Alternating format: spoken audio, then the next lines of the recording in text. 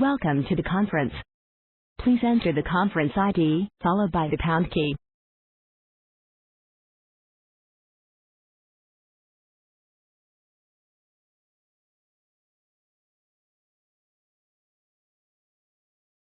Thank you. Guest ID accepted.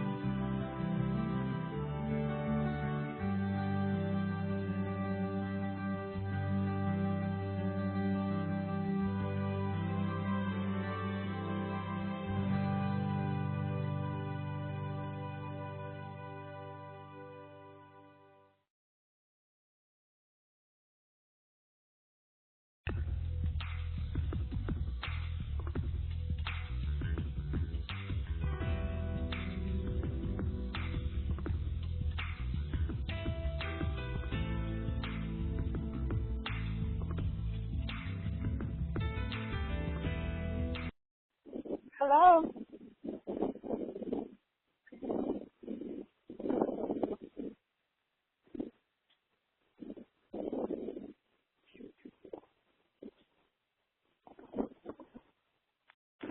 Hello.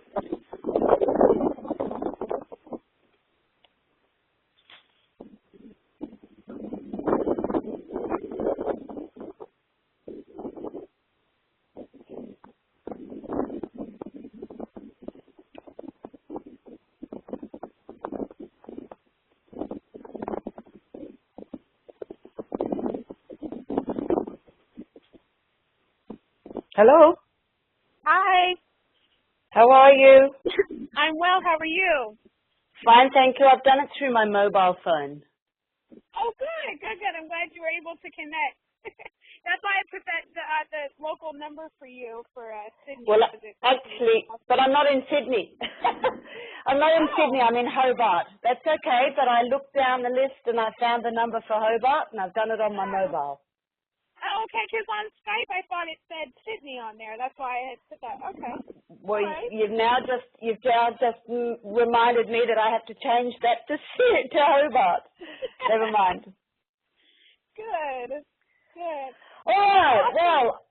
Well, finally we've been able to get on the phone and do this interview. I'm really excited about it. I'm actually sitting on the beach in Miami right now. Oh, life's tough. Yeah, so I'm in a very relaxed environment, so this should be a very good, fun, relaxed interview. So Lovely. Well, look, I haven't had much sleep, but I've had this really prepared for Monday, so I haven't really read over my notes or anything this morning, so we'll just have to fly with it and see how we go. No problem.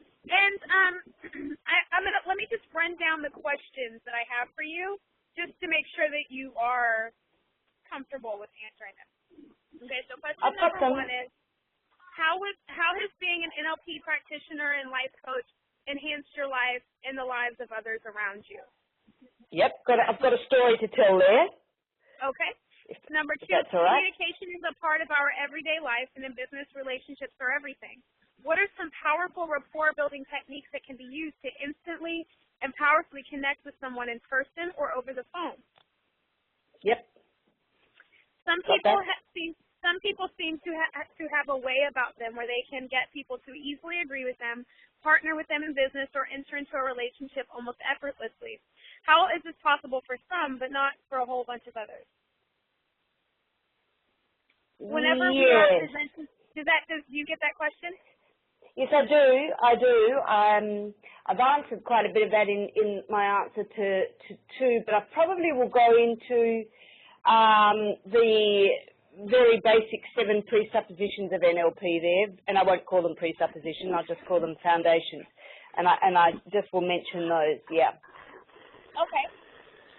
Sorry, there's a helicopter going over me. Okay, good. So, but that's a comfortable question for you. Oh, yeah. All comfortable. Okay. And then, whenever we are presenting someone with a new idea, how would you say would be the most effective way to guide someone's thinking in a specific direction? Absolutely. Mm-hmm. How can someone achieve more increased productivity with less effort? Yes. What are some of the most empowering questions someone can ask themselves to set up a direction of thought that engages their subconscious to find the answers?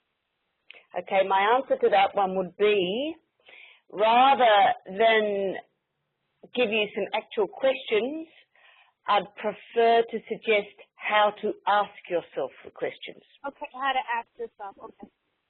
Yeah, okay. So I'll put a little bit of a twist on that one. Mm-hmm. Okay. Through language and powerful communication skills, people can change and enhance their lives in ways they couldn't imagine. Why don't more people implement these methods for achieving more when they say they want to but never do? What is stopping them? Mm-hmm. Yep. Okay. All right. Perfect. So I'm going to go ahead and start everything. And so whenever you're talking, I'm just going to be muted out because sometimes there's like a four-wheeler rolling by or a helicopter pops by over me, so I'll just make sure that Sure. That you're referred. Before I answer the questions, I'm going to actually say, before we start, that I'm going to give people 4 little suggestions that they actually take notes and they be like a spy, and because to get the best out of the interview. Is that all right if I say that? That's fine. Yeah, you do whatever you feel. Okay. Absolutely. Yeah. Good. Absolutely. Okay. All right. So we'll go ahead and get started. Okay. So hello, everybody. Sharessa Huffman here with Prospering Through Effective Communication. I am here with Maggie Weber. She is hold on, Maggie, I'm going to start over. I'm going to have this edited and everything, so it's fine. But okay. How do you want me to introduce you? That's what I forgot to ask. Life coach, consultant, how do you want me to introduce you? I'm more a success coach. Success coach. So I can say, this is Maggie Weber. She is a success coach. How many years have you been a success coach? Oh, goodness, that's a good question. In one form or another for about 20 years. About 20 years. So about 20 years of experience, and you come from Sydney, Australia, correct?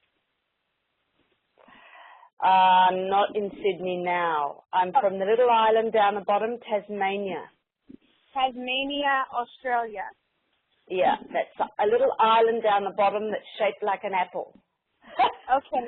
I'm going to let you give the full, I'm going to let you explain and give the introduction of who you are. I'll just kind of just say, this is Maggie Weber. She has over 20 years experience.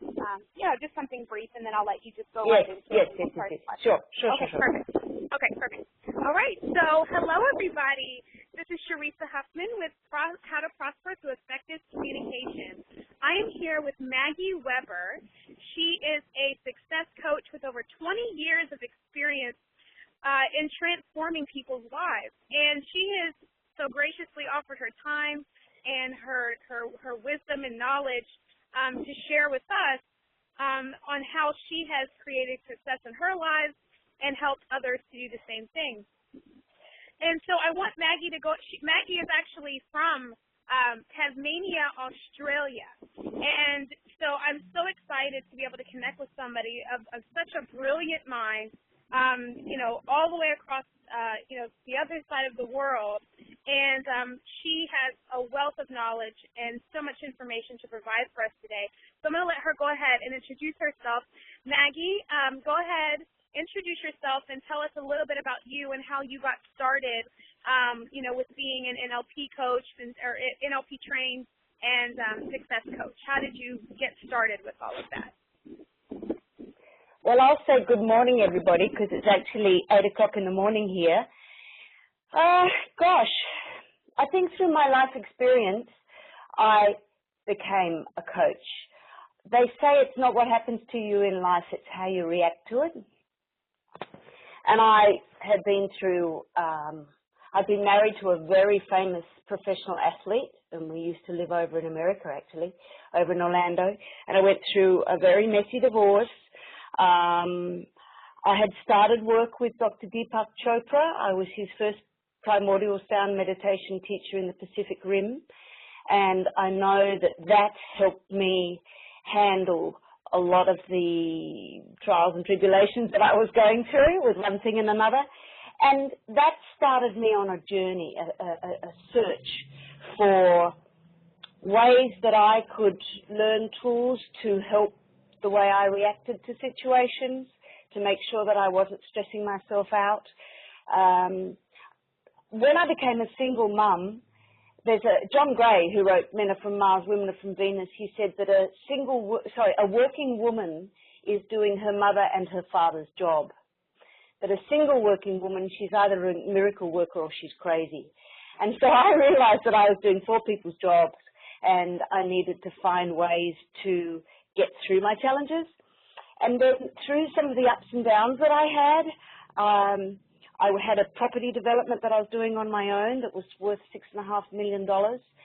And as a single mum, that was quite tough. And then that all fell over. And so I fell in a real heap. And that's when I discovered a life coach, but I found them online because that's all I thought I could afford at that stage.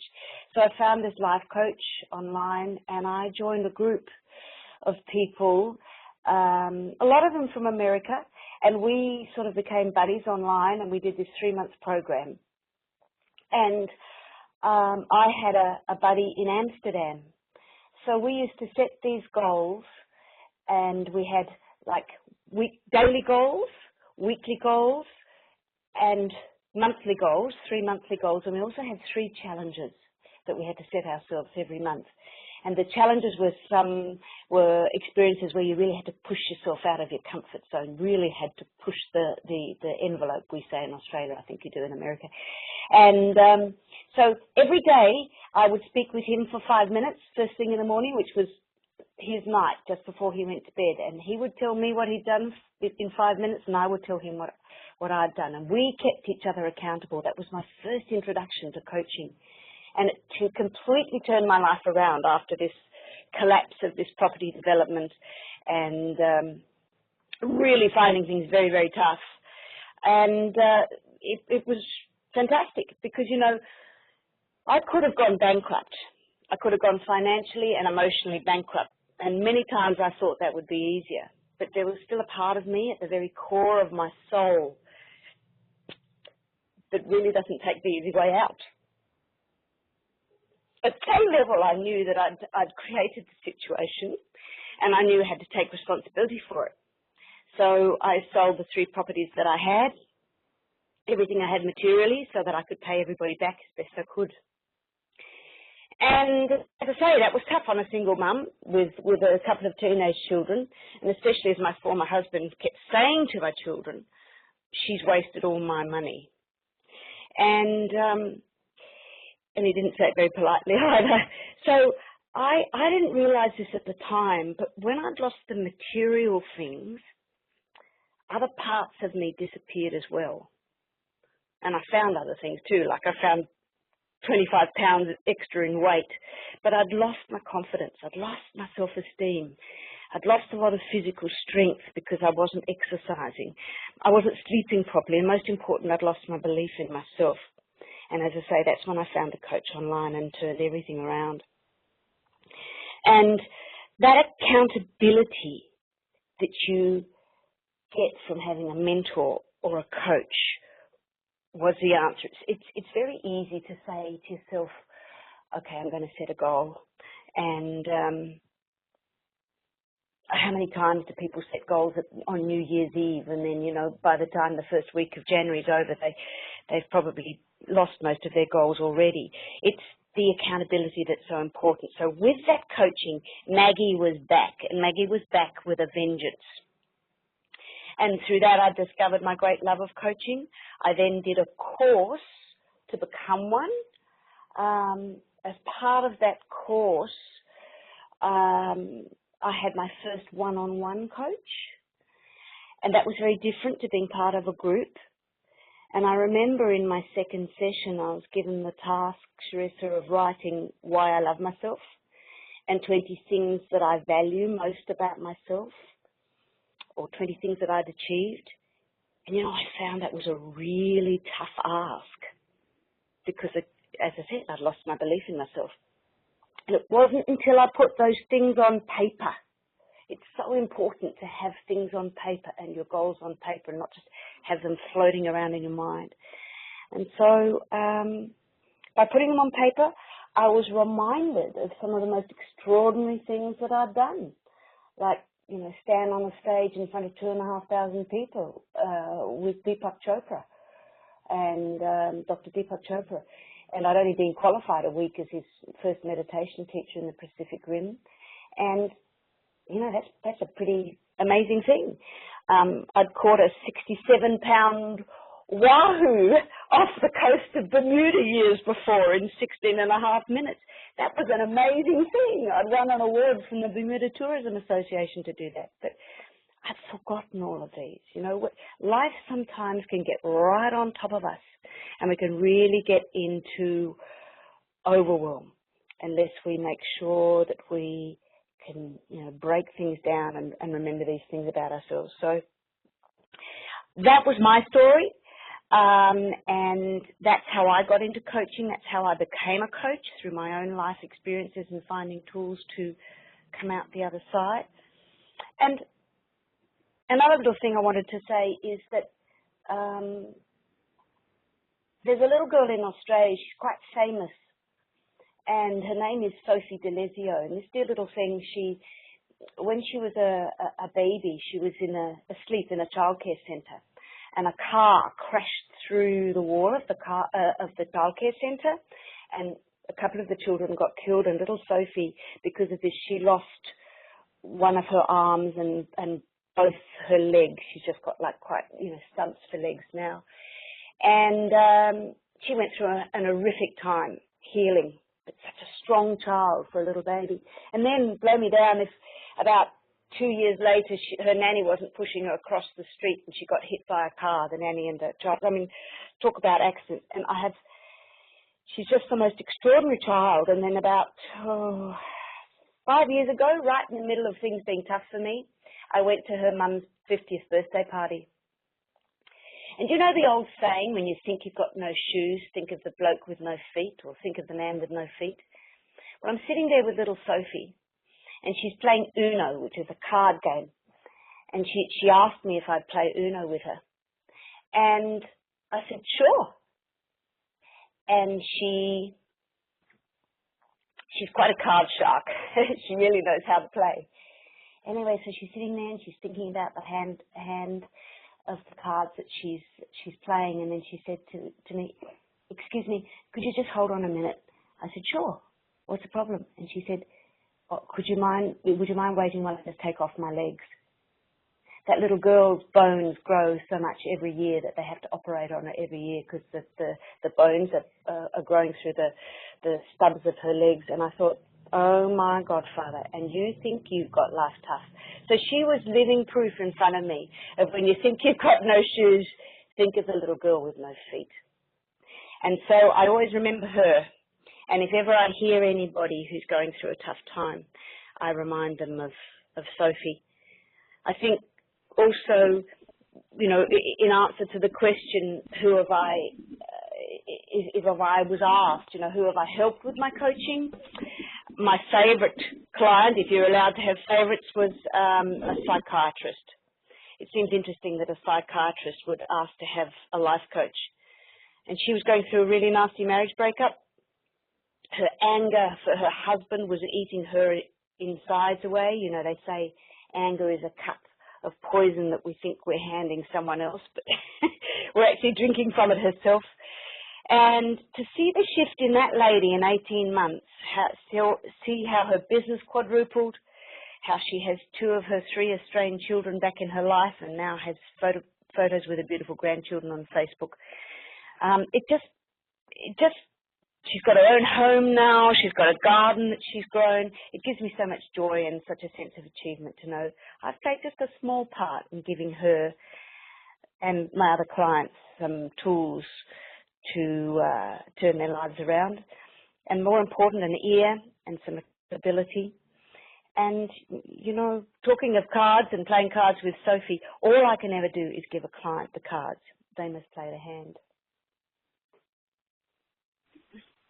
Wow, that's really, I was listening to what you were saying about how, this is something, being a life coach is kind of something you just evolved into. And I can relate to that because, when people ask you, how did you become a life coach, or how did you start, why did you start taking all these trainings and different stuff? And it was it's just kind of you just know, you get to a point after you've been through enough challenges, you just know that, you get this feeling of that you're supposed to help people, right? So it's really Absolutely. kind of, it's not anything somebody when they're a kid says, I know I want to be a life coach when I'm grown. It's not that way. It's just kind of, everybody that I know that's a coach kind of has been through a lot, and they've overcame a lot. So I know exactly, how that is, because it's exactly what my experience. Now, my first question I wanted to ask you is, so how has being, because I know you're trained in NLP, you're a success coach, And how has that enhanced your life and the lives around, and the lives of others around you? Because when you become a better communicator and you become, and you immerse yourself in training like this, you change your life and then naturally the people that are closest to you, right? So how has that been true for you? Well, I guess in my introduction I've explained how my life has changed a lot, but and also the others around. But Mahatma Gandhi says if you want to change the world, change begins inside. I'm paraphrasing, maybe not the exact words, but you've got to change you first. And I think that life coaching isn't something you get out of a book or out of a course. And you've got to walk your talk. And I think the best life coaches or coaches that there are those who've been through it themselves and come out the other side. And so they've got life lessons and they have a wisdom, they have something in their DNA that they can then assist other people with, because people can see and feel and hear that they're authentic.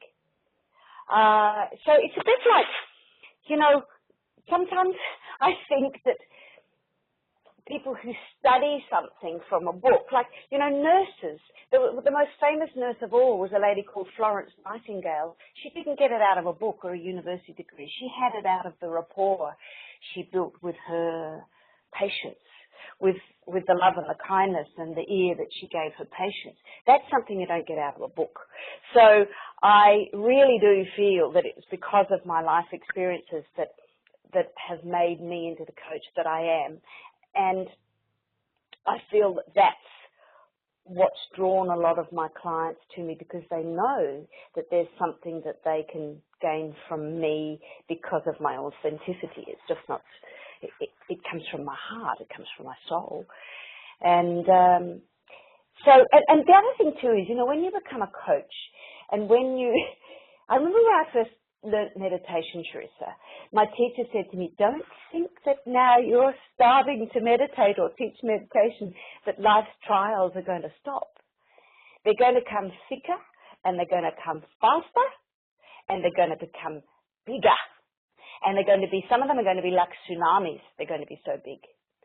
The difference is not that the trials and the tribulations stop, but that your recovery time is faster. And that how you react is more emotionally mature. That's the key. Because, I think some of the greatest athletes and things in the world, it doesn't come down to talent. I watch some of the I'm really into sports. And both my children and my former husband, as I say, were great athletes, or still are great athletes.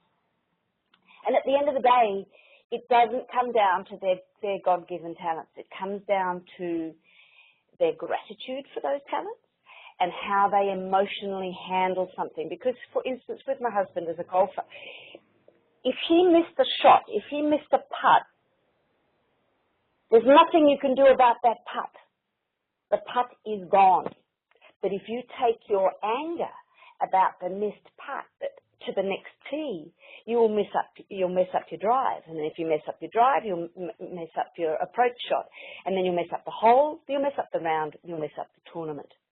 So again, sports give a great analogy for life. So again, golf, if you're the kind of person who doesn't replace your divots after you've played a shot, you're the kind of person who doesn't give a hang about the people coming along behind you. There's so much that can be reflected to us from sports and how we react to what is happening in the sport, how we're playing the game. Does that answer the question?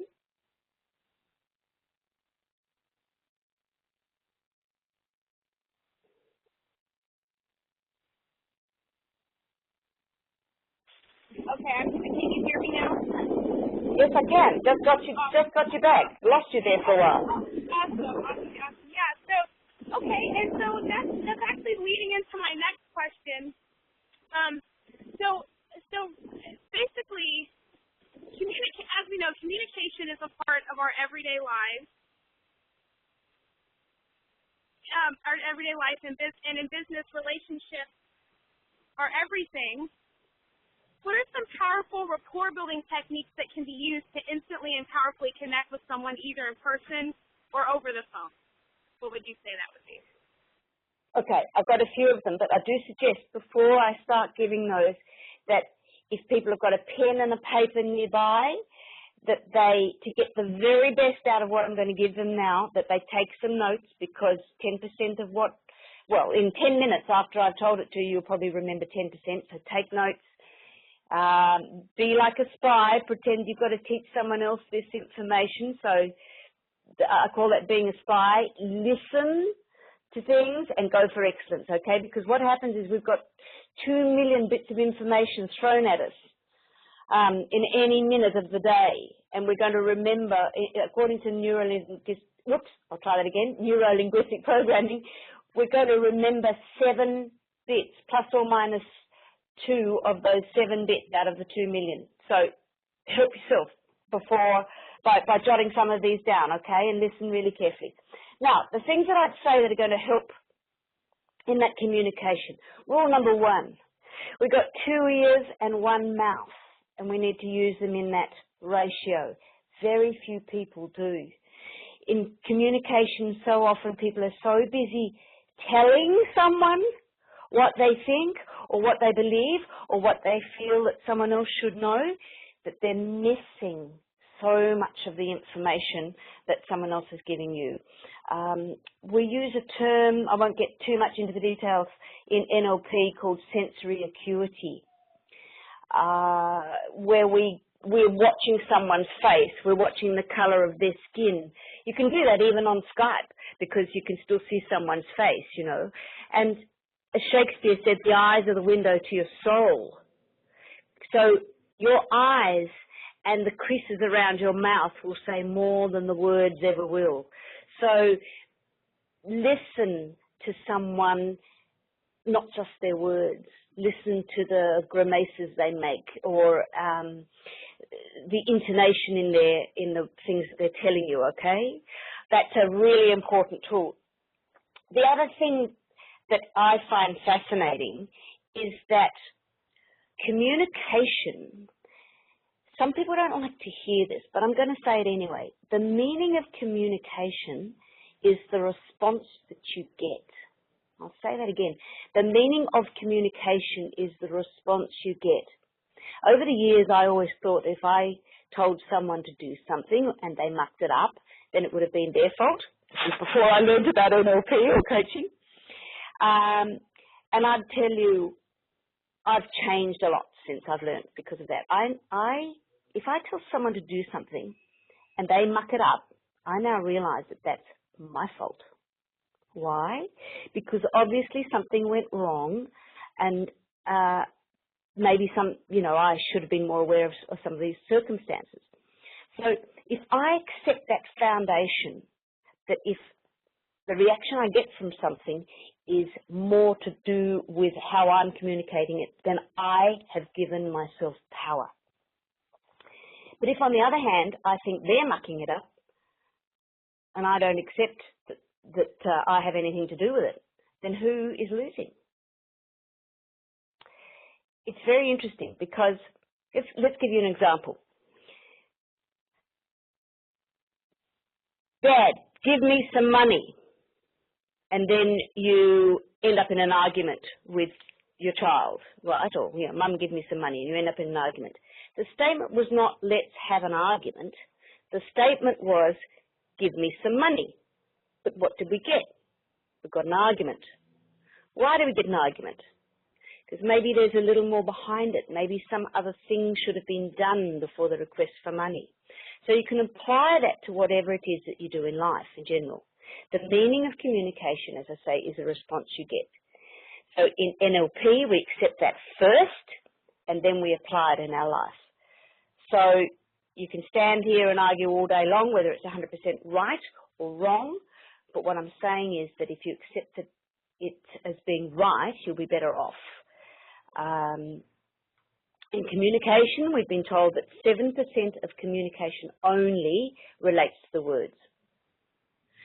And here are we thinking that words are the only tools in communication. So tonality, that's the way the words are said, is 38% of that communication. And the physiology, which is the way you look when you are saying those words, is another 55%.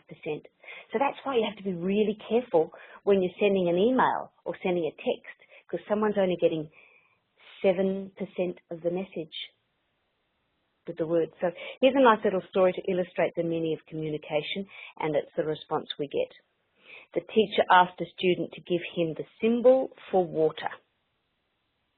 And the student replied, HIJKLMNO. And the teacher said, what are you, crazy? And the student said, but sir, you told me it was H2O. See the difference? So that might sound a pretty crazy sort of example, but the meaning of communication, as I say before, is the response we get. Communication is your responsibility, and when you accept that, it becomes empowering. You don't have to accept it, but it will be empowering. Absolutely. So another thing, one quick thing, is there's a wonderful book called Conversations with God. And it says, that sounds like an amazing book. It's a wonderful book by Neil Donald Walsh. So it says all the problems in the world can be traced back to one thing, and that is people's need to be right. That is such a powerful statement. People's need to be right, that all the problems of the world stem from that. Because what if my perception is different to your perception? So my perception is going to be based on my culture, on my experience, on my age, on my background. So who's right? Who's wrong? We're all right. But we need to allow, and it's so empowering to allow other people their perception. So that makes another big difference in communication. And the one last thing I would say is make your word law in the universe when you're communicating. If you say you're going to do something, do it. Otherwise, don't bother saying it. Under-promise and over-deliver.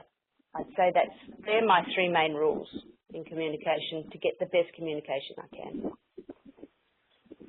Absolutely. Now, and some people seem to have a way about them where they can get people to easily agree with them, partner with them in business, or enter into a relationship almost effortlessly. How would you say that this is possible for some? What is the reason why this is possible for some, where it appears that way, but not for a whole bunch of others? I was having this conversation with someone only last night. I think the key is the way they build rapport. There's a chap called Stephen Covey who wrote The 7 Habits of Highly Effective People, plus a number of other books, and he says, seek first to understand, then to be understood. So not only would these people, listen well, they'd build rapport, they'd use naturally what I call, some people call them the 7 presuppositions of neuro-linguistic programming. There's lots of big words used in NLP that really are unnecessary. So let's call them the 7 foundations of NLP. And I think this really helps them to just instantly get into this situation where it's as if they've known the person for years. You know how some people just have that knack? And I'd say that these people naturally do these 7 things. They respect the other person's model of the world or perception of the world. They have an unconscious understanding that the mind and the body affect each other. They realize that the words we use are not the actual event or the item that they're representing, and that's what I was saying before. Remember that 7% of the communication is just the words that we use. They know at some level that everybody is always doing the best they can with the resources they have available at the time. Even a hobo, God bless them. Do you call them that? Panhandlers in America? So something, I'm not sure of the term that you use, but even someone who's down on their luck and living on the street, they're doing the best with what they can. But there's always a way up from there, you know what I mean? So they also have an understanding that people have the ability they need to succeed. There are no unresourceful people. There are only unresourceful states. That's another basic underlying principle that underlies, everything in NLP, and how, some people have got this knack. They don't have to go and study NLP. They've got this knack of understanding this when they're listening to someone or communicating with someone. They understand that if they change their mind, they change their results. And this is my favorite. They understand that there is no failure. There is only feedback. Everything that happens is only feedback and something that you can improve upon. So I think though when someone has a natural way of being able to build a relationship, they have those 7 principles underlying all they do. And they sometimes don't even realize that they have that level of understanding. I think another thing that's important is that when someone has got that natural way of success, they know how to create a win-win out of a discussion, or out of an arrangement, or out of a deal, or out of a particular conversation.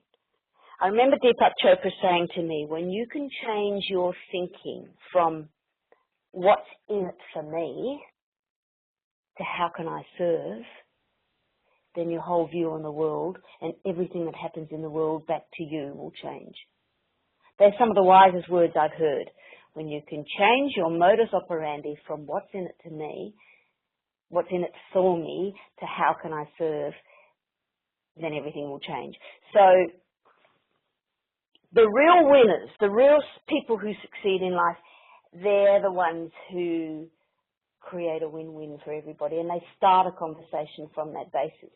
So they're not thinking about, how can I rip someone off, or how can I get the best out of this for me. Understand what I'm saying there? And I think another thing too is probably the most important thing that I've had to learn too, is they know how to say no. Too many people become disempowered by being yes men or yes women. One of the most important things is being able to say no, and say no nicely, and that's a way of building boundaries around a relationship, so that it's a balanced relationship in energy, if you understand what I'm saying. I could go on with some of these things for hours. I'm just trying to keep them short. Yes, but definitely learning how to say no is another one. Oh, and another reason that some people are really successful at building rapport straight away is they use what we in NLP call matching and mirroring. Matching and mirroring. So if they are having a conversation with someone, they might find that say you're making a phone call to someone and they speak really slowly, you might find that if you actually slow down the way you're speaking and match them a little, they will be much more comfortable in the conversation than if you're going 100 miles an hour. You know what I mean? So matching and mirroring is a very important tool in building rapport and getting the best out of a conversation. Awesome. Yeah, I've experienced that myself, that, with the matching and mirroring, people, if there's really no defense for it, it's almost like people just they almost have to like you when you master that, those concepts. And that goes to my next question. What, you had an idea, what is it? Absolutely, it's got nothing about people liking you. Not at all. It does come down to people respecting you. Big difference. And respect can be built very quickly. It comes down much more to trust, authenticity, and respect, and nothing to do with like. If you're worried about people liking you, you'll never really build rapport and really successful communication. As long as you like you, that's all that matters. That is a good point. It's more like you just have to make a connection with people. It's not really liking you, right? Absolutely. Absolutely. And remember, it's the old analogy, it's 7% is the words. And so if you are giving off an energy that you are out there to rip someone off, if you're coming from that energy, I've got to win this deal, or what, people will pick that up. And they won't pick it up from the words that you're using, because you could be saying all kinds of flowery words. But they will pick it up from your underlying energy and your intention. Intention's a very, very important thing. I was telling this person last night about it, that once actually only this week I was doing some consulting work, and I have to tell you the story. I hope you don't mind. I'm being very blunt here, but I'd sent a gentleman an email, and he couldn't find the email. It had gone into his spam. Is that what you call it in America, spam? And so some people call that the trash, right? It had gone into the trash. So he said, oh, let's see if your email's in my trash. And I laughed and I said, I don't usually share with people when I've been trashed. I'm a lady. And it was our first conversation, and he laughed and he laughed, because he thought that was so funny that I was sharing, something about getting trashed. And that was enough to just build to break down any wall, because we had a good laugh. We didn't know each other from Adam and Eve. But just to make a little joke like that, you have to make sure it's not too colourful. But that built what sometimes can take weeks of building in other ways, just a little comment like that.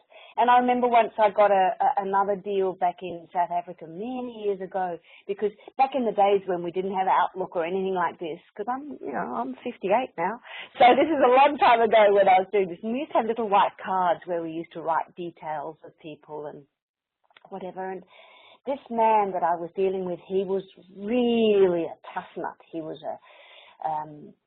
an Afrikaner chap who was very set in his ways, and he had this strong accent, and he didn't like women much, and he was a really tough engineer that worked in one of these mines. And I'd written this note on the card, because the first time we'd had a conversation, he was sneezing and sneezing and sneezing because he had bad hay fever. And so I started the conversation 6 months later, because he said, call me back in 6 months. And I started by saying, how's your hay fever? He said, you remember I've got hay fever? I said, sure. And I had it written on my card, but I did remember. And that one little thing that I'd taken the trouble to remember something about him got me a $500,000 deal. They're the little things. The old saying, people don't care how much you know until they know how much you care. That's so important in communication and building rapport. Absolutely. And it's like I was talking to one of my clients the other day, and I was telling him, people don't want more information. They want transformation. So right. If you can give somebody some real tangible methods, or you can show them how they can change their life, that's just powerful. It's powerful. Being responsible for changing, hundreds and hundreds of thousands of people's lives is a huge responsibility, but it's so empowering. And, that's what it gets to. When you just become that much of a communicator, that influential, you just naturally just will inspire, the masses, so to speak. Absolutely. Still, Sharessa, we need to remember that we give them the cards and they must play the hand. They must take the action steps to do it. And, when I hear a doctor saying, I've healed such and such, I walk away, because they haven't healed anybody, and same as we don't change anybody. Only the person can change themselves, and we must remember that we have a huge responsibility with the tools that we give, but we don't change anybody. And it's a very humbling thing to remember the responsibility that we have as life coaches, but we don't change them. Right. Absolutely. Yeah, because, you know, it is. And, you know, I was even thinking, you know, with my clients, it's like you really are just helping guide them, you know, down the right path, helping shift their focus, or, you know, just helping them gain the clarity that they need. You know, Yes. and it's just, like I said, it's empowering to be able to do that, help somebody do that. But really, I let go of all the attachment of, like, you know, I know that it's not me. I know that it's That's you right. know, I know it's not me physically changing them, but, you know, but I'm just, you know, I'm helping them. The thing that I've come to realize is sorry, interrupting you there, darling. The things that I've come to realize is that nobody is broken. No one actually needs fixing. All we're doing is reminding them of something they already know that they've forgotten about. And that's what that coach did for me. He just gave me some tools where I wrote down things and I reminded myself of the brilliance that is within me and that I've shown before, but I had forgotten. And that's what we're there for, to bring that, to give people the tools so they give themselves permission to shine once more. Absolutely. The next question is, whenever we are presenting somebody with a new idea, how would you say would be the most effective way to guide someone's thinking in a specific direction? Because as coaches, that's really what we're doing. We're helping guide them, you know, in the right direction. So how do you do that effectively where it's getting, you know, the result that Okay. you want? I could think of a number of answers to this, but I'm going to focus on one, which I think is probably the most important. And it's a term we use in NLP, and it's called chunking. You chunk down the challenge, or you chunk down the situation into bite-sized pieces. Because what happens so often in our lives is that we get into overwhelm. We say, you know, oh, I'm in a stressful job, or the traffic's stressful, or, you know, and sometimes it just all seems too much what's going on. But there's a saying, how do you eat an elephant? You eat it one bite at a time. You chunk it down into bite-sized pieces and it takes away the overwhelm.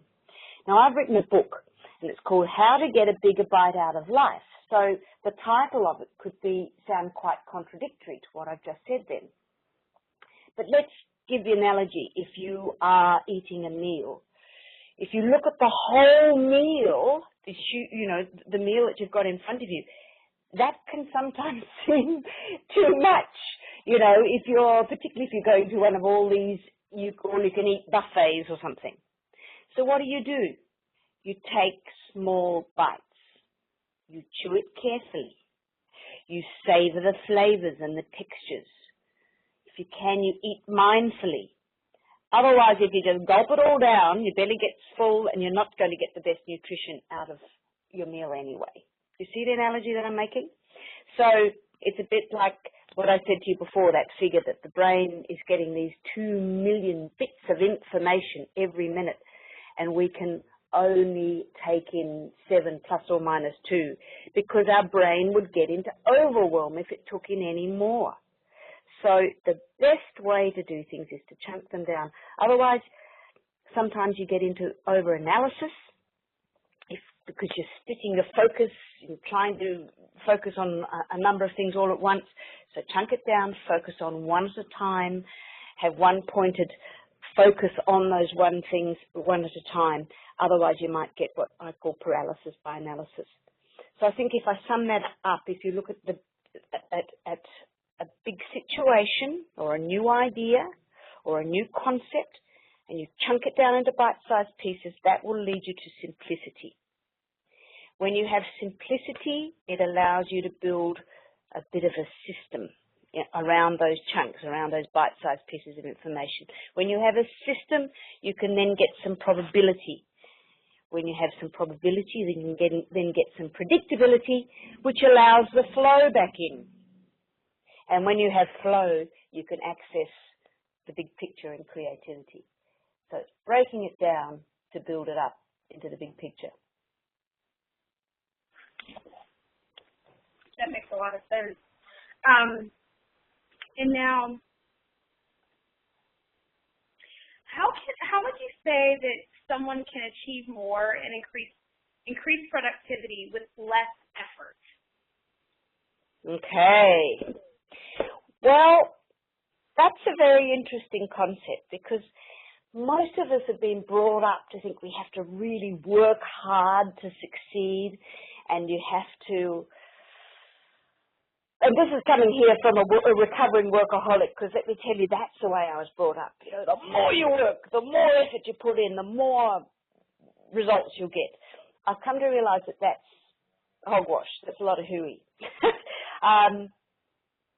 I actually love Deepak Chopra's 7 spiritual laws of success, where the law for Wednesday is the law of least effort. Now, that doesn't mean to say that you lie back on a couch and grab a martini and think of England, you know what I mean? It doesn't mean to say that you just lie there and let life happen to you. But as Deepak says, if you look out the window, are the birds trying to fly? No, they're not. Are the plants trying to grow? No, they're not. They just do. Nike put it best, just do it.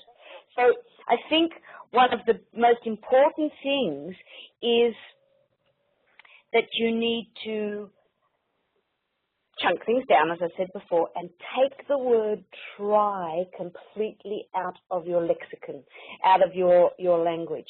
I hear people saying to me, I've been trying to meditate. There's one sure thing. If you are trying to meditate, you will not meditate. Yeah. You just meditate. You know what I mean?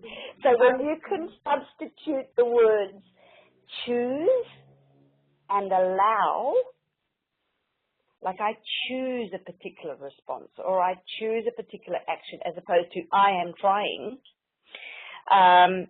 you'll have a completely different reaction. So I say there's 3 options to create change, and one of them, the second one, will be around trying. So the first one is you can change your environment. You can pack up and go somewhere else, right? Most people believe if you change your environment, it's going to help. People think if your surroundings change, you change. Well, the second one is you can change your behavior or you can try to change your behavior. So let me give you an example of the word try. Let's try something together. I want you to take your pen and place it in your left hand. Now try and pick it up with your right hand. No, you picked it up. Try and pick it up. You can't try and pick it up. So let's not use try, because try doesn't work. You either do or you don't do it. Try is a waste of time. The word try is a totally wasted concept. You know what I mean? It's either you do or you don't, and you accept it. But the other thing you can do is you can change your mind on a subject. And I said that was one of the bases, the 7 principles or foundations of NLP. You change your mind on a subject. You change your mind, you change all your perceptions of all the filters in communication. And so if you want to change something, as I say, check your values and your belief system about whatever it is that you want to change. If you change your mind, and changing the behaviour will be really easy to do. You don't have to pack up and leave or move to the other side of the country, and you don't have to try really hard. You just change your mind, and then you will change. The change in your life becomes effortless. So that's that law of least effort, okay? So I think that is the key. Don't try. Just do. Have one pointed focus and just do. I love that. I love that. Don't try, just do. I find myself telling people that a lot. They're just like, well, I tried. And I'm like, no, you just do it. You just do it and you go for it. And, and really, what I've found is this life is just really like a pursuit of just breaking past mental barriers. Like the only reason why we have not accomplished certain things or achieved our desires and our goals is just because of the mental barriers that we've thrown up for ourselves, giving us excuses as to why we can't move forward. And so, I always have to, remind myself, like when I'm slacking in an area or when I'm hearing myself say, oh, you can't do that right now. And I'll just be like, ask myself, well, why? Why can't you do it right now? And it's just some little thought in my mind that's just telling me why I can't, and it's not even valid. So, just absolutely right. Yeah, so it's just seriously, I've became okay with the fact that I have them, and I'm aware of them now a lot more. So it's such an amazing feeling to be able to just spot it and say, okay, now I know what that is. That's not real. It's not true. So being able to just press forward. And it's the catching yourself, Sharessa. It's the catching yourself saying those words. I was looking after a friend's children last night, and I was listening to the conversation with the two children. One is 9, and one is 7. And how often this little girl, she's quite bullied by the older brother, and how often she was using the word can't. And I took her by the arms and I looked her in the eye and I said, with my children, we didn't use the word can't in my house. We only ever used the word can. I taught them from very, very, very young age that can't's not a word used in our house. There is always a way. Sometimes it might look rather difficult. Sometimes we can't see the way straight away. But if you can't, if you can't. See, if it's difficult to find a way through, then find a way over, under, or round the side. But there's always a way. Right. Right, absolutely. And my next question. Mm-hmm. What are some ways that someone can ask themselves, maybe an empowering question or a feeling that they can have to set up a direction of thought that engages their subconscious to find the answers? Good. Well, I actually touched on that just a moment ago. So rather than give you some actual questions, I'd rather suggest how you can ask yourself better questions. I don't know if you've heard, I'm sure you've heard of Anthony Roberts. He always said the key is not just asking questions, it's asking better questions. So first and foremost, you need to ask yourself positive, better questions. So when some people say, why can't I lose weight? Or they'll write a goal, I need to lose weight. Well, let me tell you, your subconscious mind is a bit like a loyal dog. If you've got a puppy, right, and you go and you go to the kitchen, you pick up the leash, and you say to your dog, we can't walk in the park today because it's raining. Your dog won't hear that. All it'll hear is walk, and it'll hear park. And it'll start wagging its tail because that's what it thinks is about to happen. It's going for a walk in the park. And your subconscious mind is exactly the same. All it hears is can't, lose, and wait. So it's just going to give you some more of the same. Just going to hang on to that weight. So far better is to ask yourself, how can I increase the health and well-being in my life? Or what can I do to, make my body more healthy? And so have positive, better questions. Much more important because the subconscious mind does not know the difference between yes and no, or right and wrong, okay? The other thing is, with your questions, you need to have a purpose in your life. You need to have a purpose to your questions. So, and you need to have goals behind your questions. So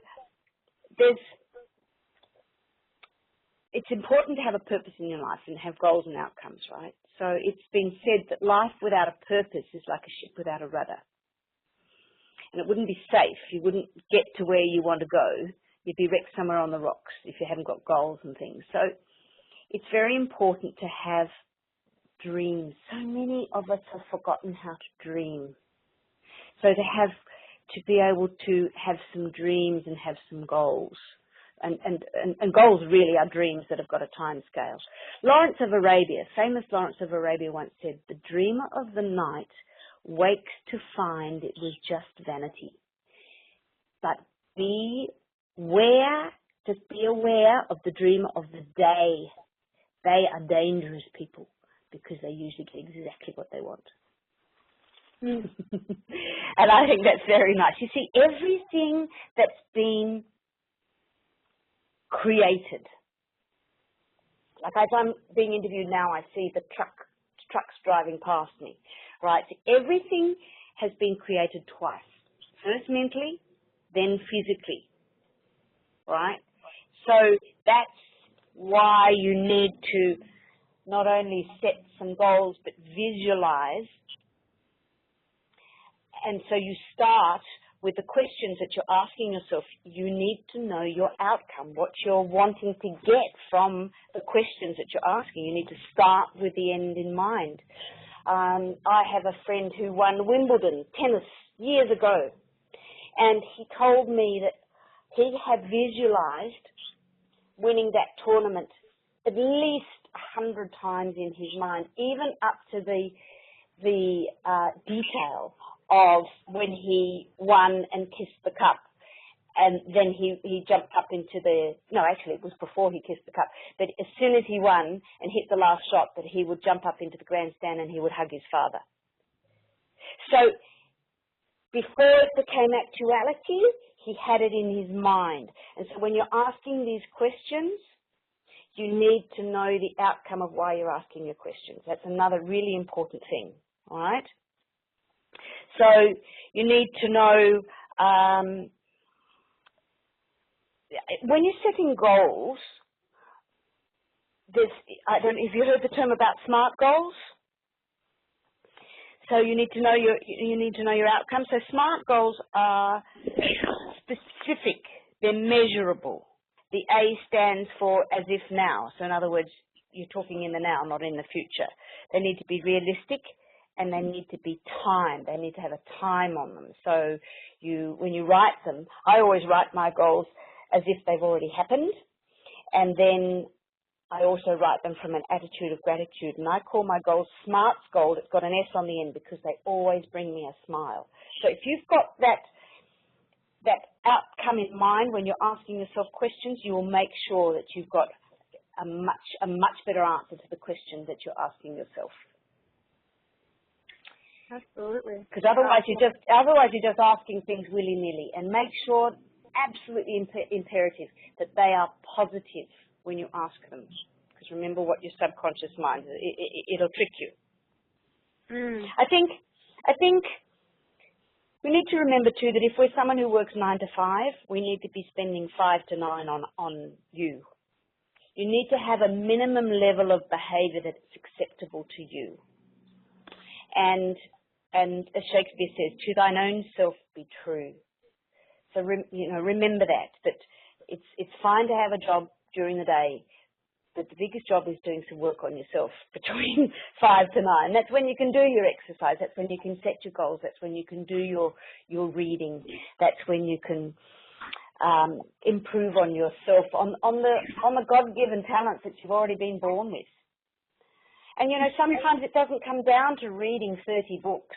I was listening to a chap called Robin Sharma the other day, and he said, maybe this year it's not about reading 30 books. Maybe it's just reading one book and absolutely knowing it backwards, every principle in it backwards.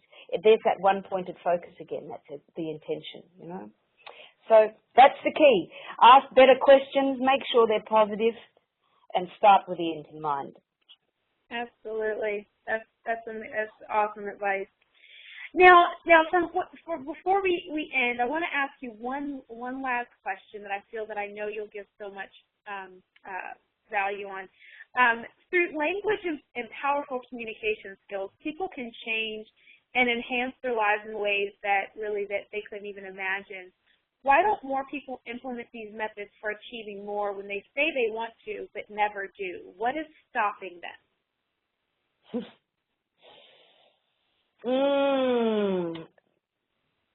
There are so many people who talk the talk but don't walk it. And this is why 1% of people set goals. Well, there's 1% of people in the world who actually set goals and take action on them. Because a lot of people, they don't know how to set goals most efficiently. So to write them in the present, write them in the now, write them as if they've already happened. They're SMART goals that I just mentioned to you before. And I think another reason is because many people come from a victim mentality. Napoleon once said, circumstances? I make my circumstances. Right? Too many people have got a finger pointing at someone else and saying, oh, it was because of my parents. It's because, I didn't go to the best school, because I didn't this, that, and the other. And they've got the one finger at someone, they're blaming their mum and dad or their, something to do with their background. And I think of the story of the lady who, I might have got a few details wrong, but let me tell you the story anyway. At 7, she was molested by a cousin. At 9, she was sexually abused by an uncle. At 11, she fell pregnant to another member of her family. She was in juvenile hall by the time she was 13. Let me tell you, that woman is not pointing a finger at her mum and her cousins and whatever. That woman's Oprah Winfrey. So she wasn't busy pointing the finger at someone, because when you point the finger at someone, you've got 3 coming back at yourself. She took responsibility for what had happened, and she made that work for her. That old saying, it's not what happens to you, it's how you handle it. So I think that is one of the main reasons a lot of people are prevented in moving forward, because they come from that victim mentality. You can either be a victim or you can be a victor. You can take what's happened to you. I could have, as I say, losing a $6.5 million real estate development. I could have laid down and died. I could have gone bankrupt. Most people do. It's just not in me. And it was tough. It was tough, and all kinds of things in the rest of my life got out of balance. Like, I got sick, I got put on weight, but there was something in me that just said, no, you have a responsibility here. I could have said, oh, it was because the person embezzled funds or the funder went bankrupt or whatever. No, at some level I had set that whole thing up, and I'm getting choked up even thinking about it. I had 2 children, and my behaviour was a role model for those 2 children. And they could not see me backing down or giving up. And I know that behaviour of mine has reflected in all my children do. In all their athletics, in the work they do. My son's 23. He's the most extraordinary personal trainer now. He's played professional football. He's a personal trainer. He is also a DJ. His DJ name is Alleviate, because he says, Mum, I alleviate people's pain through my personal training and through my music. I'm so proud of that. But if he'd seen me give up and die and say, oh, it's all someone else's fault, couldn't do it. So the other thing is that we can either live our lives at cause or we can live them at effect. You need to be the cause of what is happening in your life and take responsibility for being at cause. And that balances things out. if you had cause and effect sort of weighing on some scales, you need to get cause in your life and take responsibility. I've mentioned before that I think most people have forgotten how to dream. One of the first exercises I do with my coaching clients is I get them to dream with no holding back of where they're going to be in 7 years' time, who they're going to be with, where they're going to be, and just go for it. No holding back, just like children do.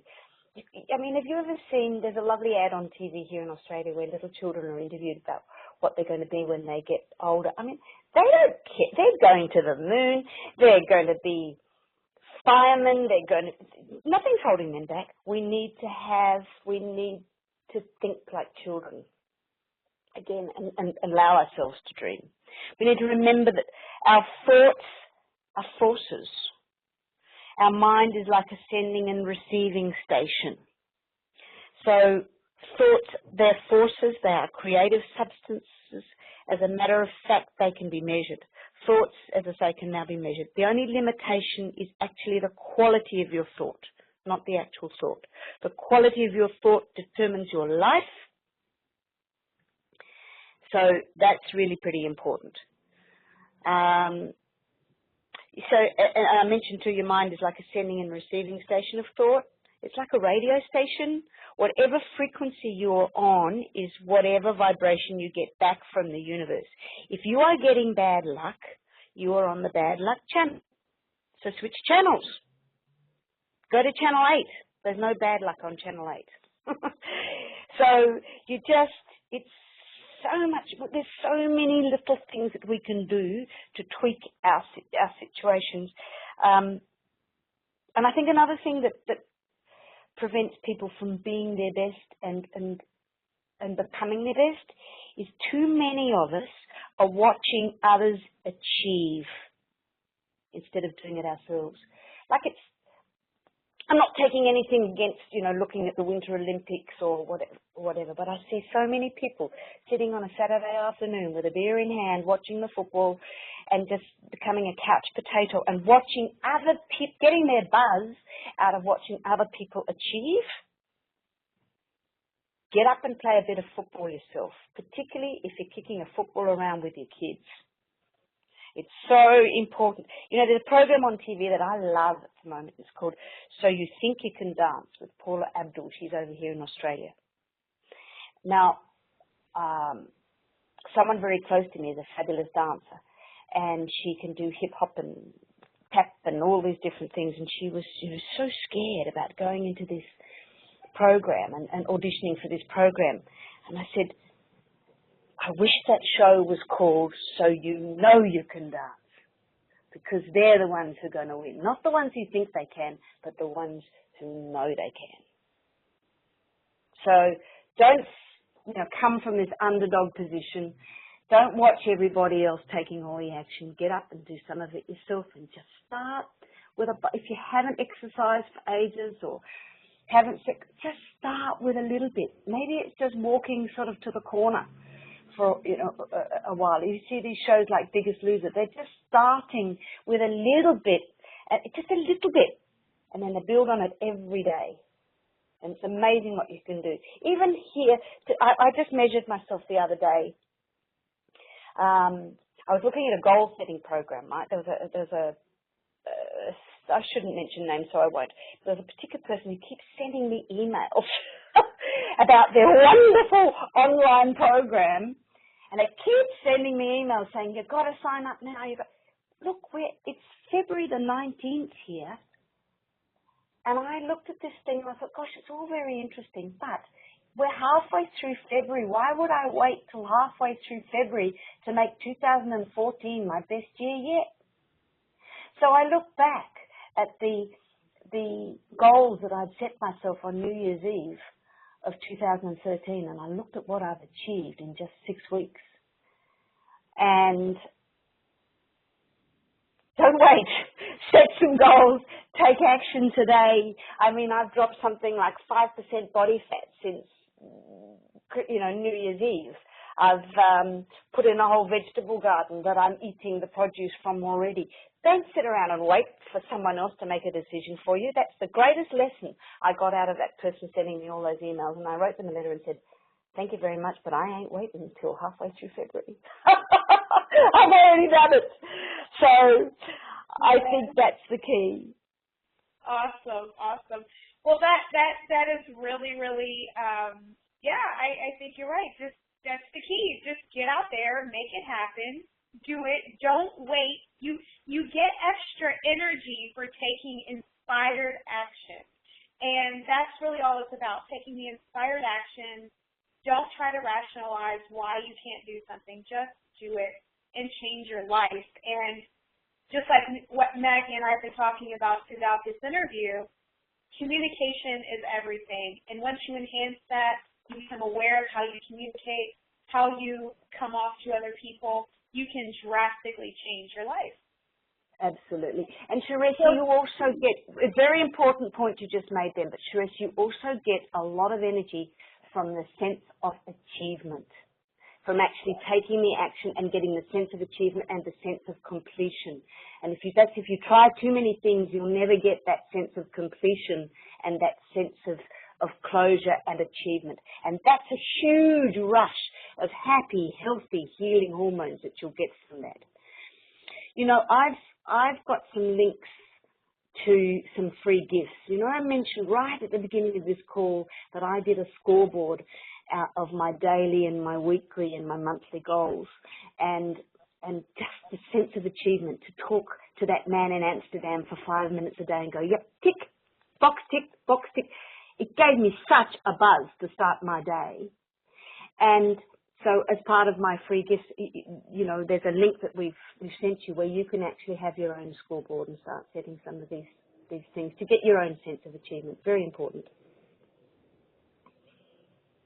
Absolutely, and we will provide those links as well for everybody so that they can connect with you.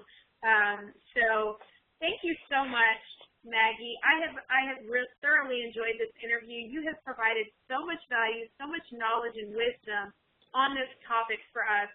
And just before we go, how can people connect with you? Where can they find you at? And we'll also provide the link to that, but go ahead and tell them as well. Well, probably the best is my website. So that's www.shift. Yes, there is an S in there. So Shift Happens Now.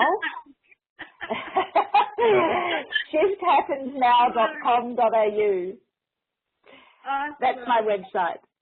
And my phone numbers and email addresses and things are on there too. So www.shifthappensnow, all one word, all lowercase, .com.au for Australia on the end of it. Amazing. Thank you so much. And everybody, thank you for listening. This is How to Prosper Through Effective Communication World Summit. And until next time, we'll see you. Thank you. Bye-bye. Thank you very much. The moderator has left the conference.